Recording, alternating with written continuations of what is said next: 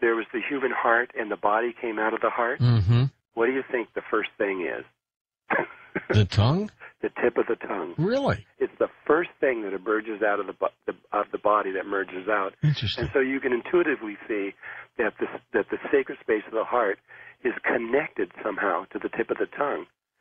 And on the roof of the mouth is something that we don't know, but there's literally a sexual organ in there that looks like a vagina with a clitoris, and it doesn't function until it's massaged in a certain way.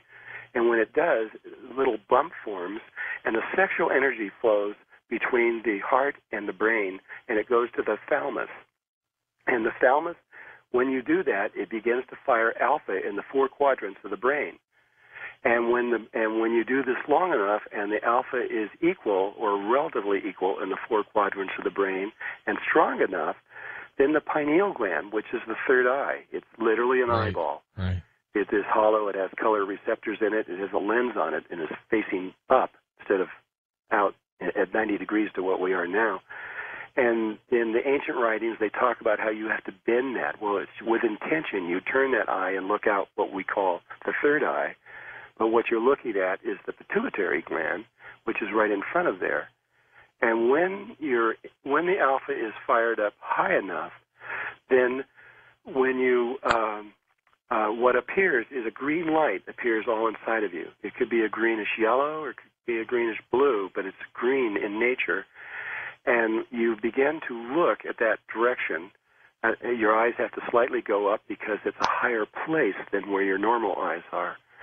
And when you look at that other one, then what happens is a spiral usually occurs, and it locks those two together. And then there's another one behind it.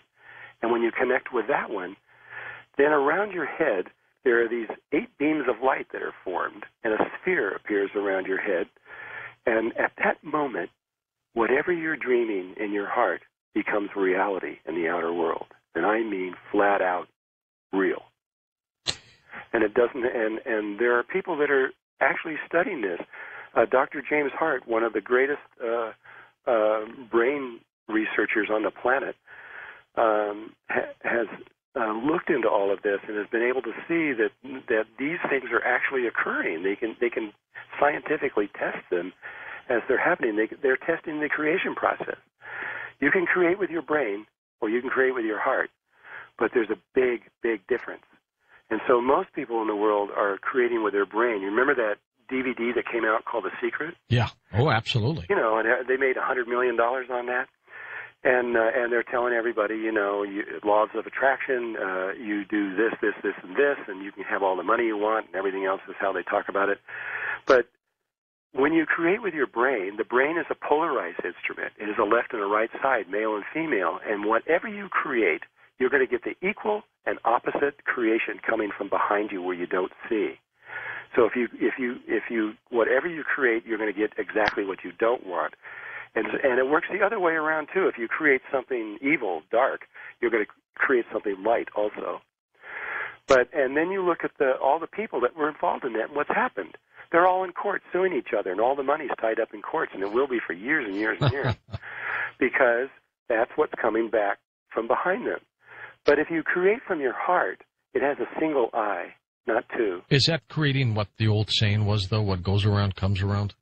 Well, that's karma. Yeah.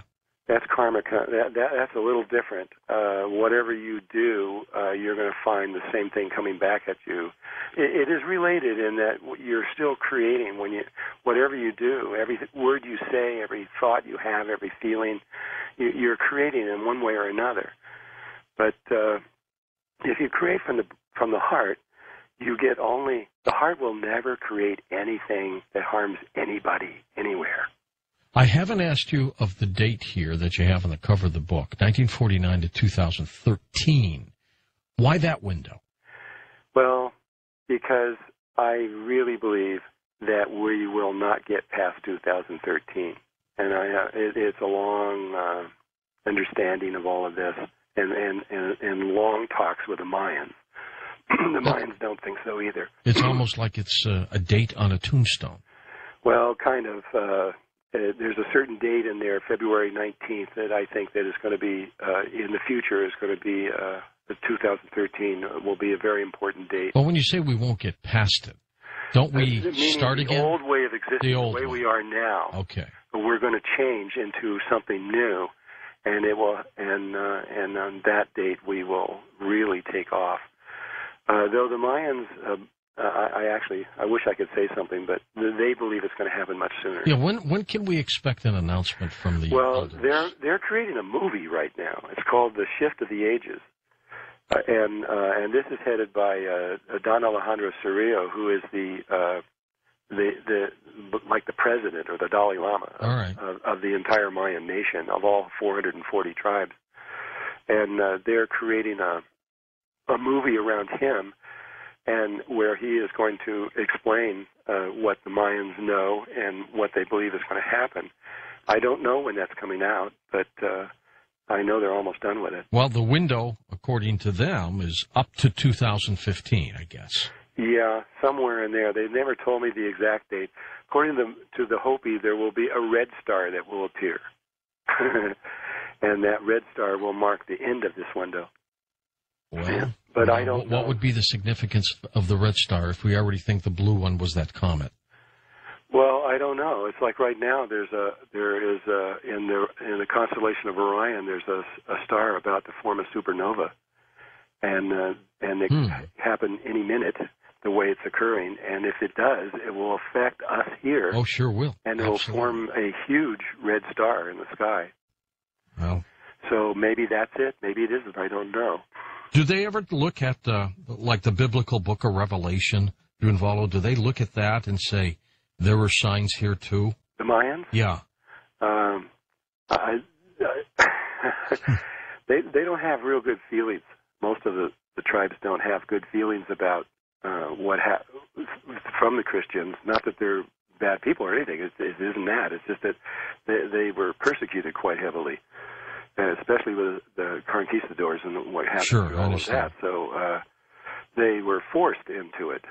But they have their own ideas, and it's these ideas that we're interested in.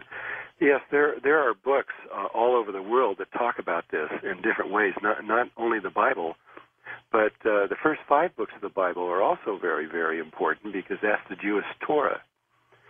And that's where you have, if you remember a few years ago, we heard about the Bible Code. Yep. And Michael Drosnin's. Yeah, exactly. And he was the one that revealed that out to the world. I spent a long time with the University of Jerusalem and the work that they were doing there. And it's pretty clear now from what they know now, because they have now looked at the names of over 30,000 people, and in every single case there the name shows up, the exact date of their birth, the place of their birth, the exact day of their death, the exact place of their death. And in the crossword puzzle running across there is the major accomplishments of their life. What was never revealed is that it is an infinite geometrical progression, and it goes back in every single word that person ever said. When we come back, we're going to take phone calls with our special guest, the author of Serpent of Light, Beyond 2012, Drunvalo, Melchizedek. Okay, welcome back, and let's go to the phones. Here we go to Phoenix, Arizona. George, welcome to Coast. You're on with Drunvalo. Go ahead. Yes. What you said about the mantle melting and so forth, and the say the continental plates shifting around, that'd be like continental drift, chaotic. Continental drift gone awry. It'd be almost like a dog shaking to get rid of fleas. And I believe what you enjoyed said, I always have, about the earth being a living being or a living thing. And I believe that what you said about 2013, I came up with that date myself because I figure if the plates start shifting around like what you say, it's going to cause earthquakes, volcanoes, and stuff, and hurricanes on a massive scale. So I just wanted to know, how did you come to that conclusion of 2013? And tell me a little bit more about that blue sphere. I keep up with astronomy, and I'd never heard about that. You picked one question I can't tell you the answer to, is why I came up with that date, because it's tied to certain indigenous tribes